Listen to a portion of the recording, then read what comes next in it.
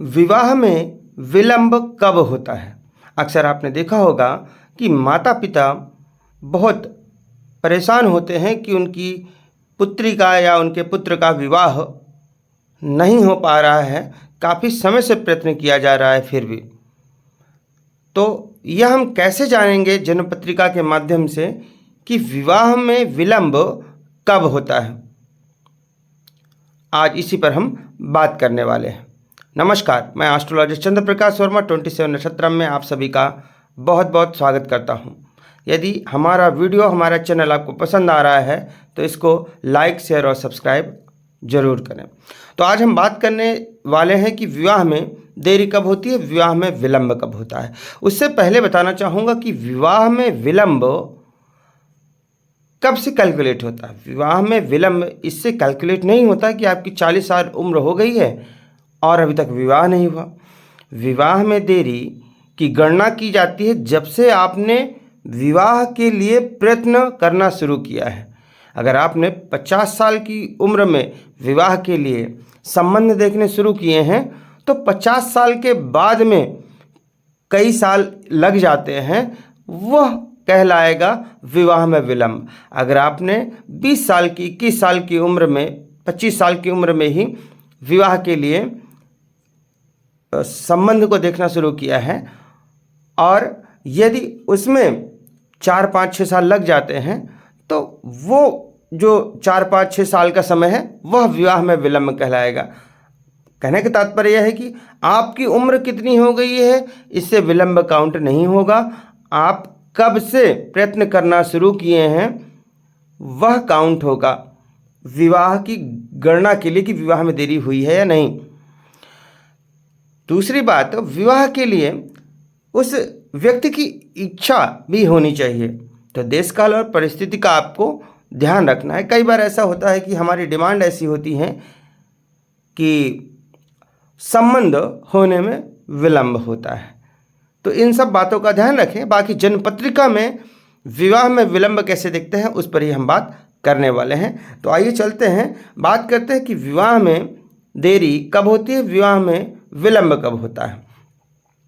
तो इसका एक पहला कारण है कि यदि स्लो मूविंग प्लैनेट आपके सप्तम भाव में हो। बताना चाहूँगा उससे पहले जो लोग नए हैं कि किसी भी जन्म पत्रिका में जो ये भाव होता है, ये प्रथम भाव है। एंटी क्लॉकवाइज जाइए तो ये प्रथम भाव, द्वितीय भाव, तृतीय, चतुर्थ, पंचम, षष्ठ, सप्तम, अष्टम, नवम, दसम, एकादश और द्वादश ये भाव होते हैं। तो यदि सप्तम भाव, ये जो सप्तम भाव है लग्न के ठीक सामने, लग्न उस व्यक्ति को दर्शाता है जिसकी जन्म पत्रिका है, और सप्तम भाव वैवाहिक जीवन को दर्शाता है। तो जो सप्तम भाव है इसमें यदि स्लो मूविंग प्लैनेट हो तो विवाह में विलंब होता है। Slow moving planet, slow moving planet. अब ये स्लो मूविंग प्लैनेट यानी धीरे चलने वाले ग्रह कौन कौन से होते हैं? ये विशेष तौर से यहाँ पर 4 ग्रह हैं: शनि, गुरु, राहु और केतु। शनि एक राशि में लगभग 2.5 वर्ष तक रहते हैं। गुरु एक राशि में लगभग 1 वर्ष। राहु और केतु ये लगभग 1.5 वर्ष तक रहते हैं एक राशि में। तो इस प्रकार से शनि 2.5 वर्ष, गुरु 1 वर्ष, राहु 1.5 वर्ष, केतु 1.5 वर्ष, ये काफ़ी अधिक समय तक रहते हैं एक राशि में, इसलिए स्लो मूविंग प्लैनेट या धीरे चलने वाले ग्रह कहलाते हैं। तो यदि सप्तम भाव जो कि विवाह का घर है, यदि उसमें स्लो मूविंग प्लैनेट शनि, गुरु, राहु या केतु विराजमान हो जाएं, तब व्यक्ति का विवाह विलंब से होता है। इन ग्रहों की दृष्टियां भी सप्तम भाव पे पड़ जाएं तो भी विवाह में विलंब होता है। लेकिन यदि ये ग्रह या इनमें से कोई भी ग्रह सप्तम भाव में है तो 100% ये विवाह में विलंब कराते ही कराते हैं। दूसरा कंडीशन क्या है कि सप्तम भाव के स्वामी यदि वक्री हों, जो सप्तमेश हैं यदि ये वक्री हो जाएं, ये है सप्तम भाव। सप्तम भाव देखिए, हर भाव में एक नंबर लिखा होता है जो राशि होती है।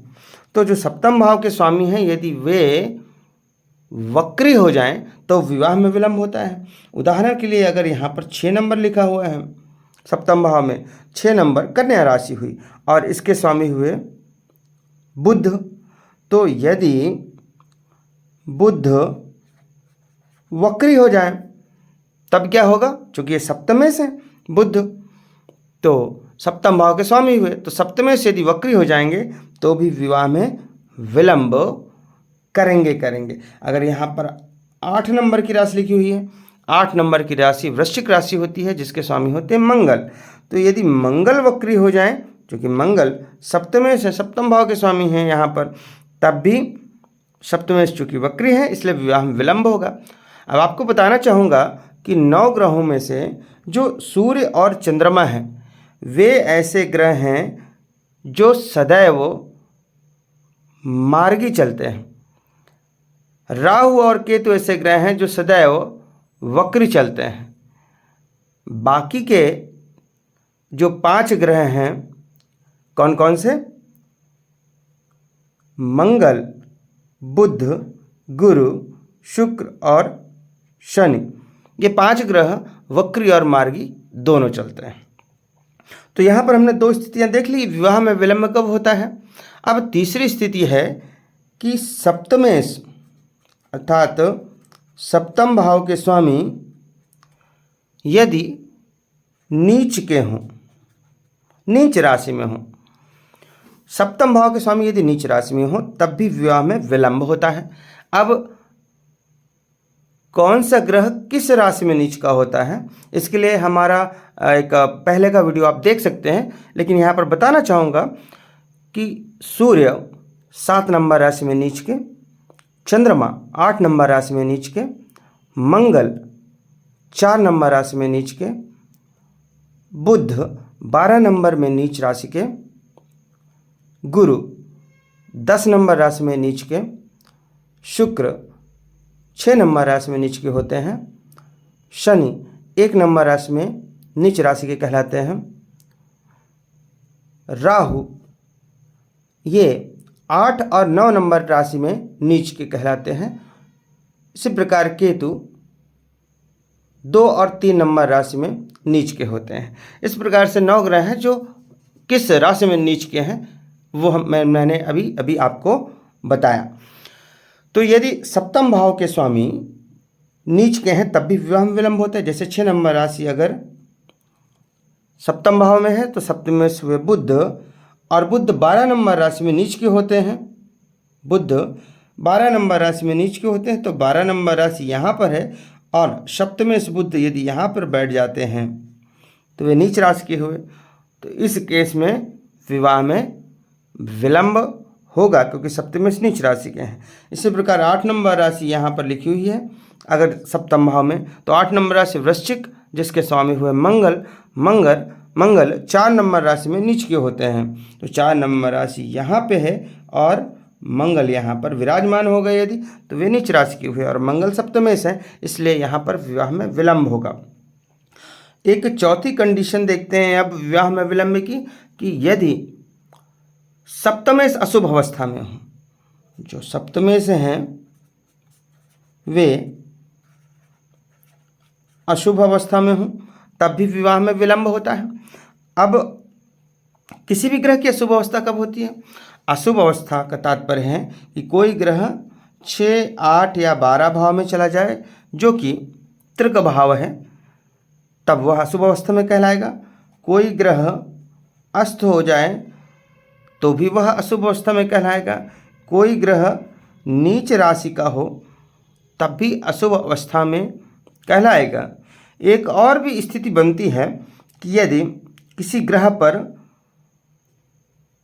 पाप ग्रहों की दृष्टियां पड़ रही हों, 2 या 2 से अधिक पाप ग्रहों की दृष्टियां पड़ रही हो तब भी वह ग्रह अशुभ अवस्था में ही कहलाएगा क्योंकि वह पाप पीड़ित हो जाता है। जितने अधिक ग्रह उसके साथ, जिससे जितने अधिक पाप ग्रह उसके साथ बैठे हों, जितने अधिक पाप ग्रहों की दृष्टि पड़ रही हो, वह ग्रह उतना ही अशुभ अवस्था में पाप पीड़ित कहलाता है। अब ये पाप ग्रह कौन से होते हैं? तो सूर्य, मंगल, शनि, राहु, केतु, ये 5 ग्रह पाप ग्रह की कैटेगरी में आते हैं। खैर वो दूसरा टॉपिक है। तो इस प्रकार सप्तमेश यदि अशुभ अवस्था में हो, चाहे सप्तमेश नीच का हो, चाहे सप्तमेश अस्त हो, या त्रिक भाव 6, 8, 12 में हो, या फिर 2 या 2 से अधिक पाप ग्रहों से पीड़ित हो। एक पाप ग्रह से पीड़ित तो भी अशुभता है, लेकिन 2 या 2 से अधिक पाप ग्रहों के साथ बैठा है या उनसे दृष्ट है तो पाप पीड़ित अधिक हो जाएगा, अशुभता अधिक बढ़ जाएगी। तो सप्तमेश यदि अशुभ अवस्था में है, जो मैंने अभी आपको बताया, तब भी विवाह में विलंब ये करते ही करते हैं। तो इस प्रकार से हमने यहाँ पर इन 4 कंडीशंस को देखा, 4 स्थितियों को देखा जब विवाह में विलंब हो सकता है। अब चाहे स्त्री हो या पुरुष हो, दोनों के लिए विवाह का कारक शुक्र को माना जाता है। यह आपकी जानकारी के लिए बताना चाहूँगा। स्त्री के लिए विवाह का कारक गुरु को भी मानते हैं। यह सिर्फ आपकी इन्फॉर्मेशन के लिए मैंने यहाँ पर बताना उचित समझा। और साथ ही साथ यदि जो अभी मैंने कंडीशंस बताई हैं, इनके साथ ही साथ यदि शुक्र भी पीड़ित अवस्था में हो, शुक्र नीच राशि के हों, शुक्र पाप पीड़ित हों, शुक्र त्रिक भाव में हों, शुक्र अस्त हों, ये सब स्थितियाँ यदि इन कंडीशंस के साथ मिल जाएं, तब विवाह में विलंब की संभावना अत्यधिक बढ़ जाती है।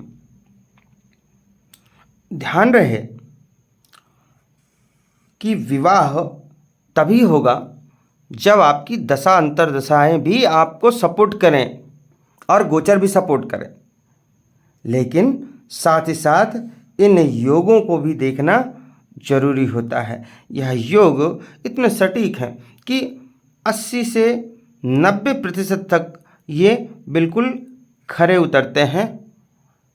यदि आपकी जन्मपत्रिका में ये स्थितियां बन रही हैं तो विवाह विलंब से होता ही होता है। जब भी आप विवाह के लिए प्रयत्न करना शुरू करते हैं, उसे 4, 5, 6, 8 साल लग जाते हैं संबंध को बनने के लिए। तो यदि आपको हमारा वीडियो पसंद आ रहा है, हमारा चैनल पसंद आ रहा है, तो हमारे चैनल को लाइक, शेयर और सब्सक्राइब अवश्य करें। जो लोग मेरे द्वारा कुंडली विश्लेषण कराना चाहते हैं, वे स्क्रीन पर दिए गए नंबर पर संपर्क कर सकते हैं। जो डिस्क्रिप्शन है वहाँ पे हमारा नंबर होगा, वहाँ आप संपर्क कर सकते हैं, अपॉइंटमेंट बुक कर सकते हैं। तो आज के लिए बस इतना ही। नमस्कार।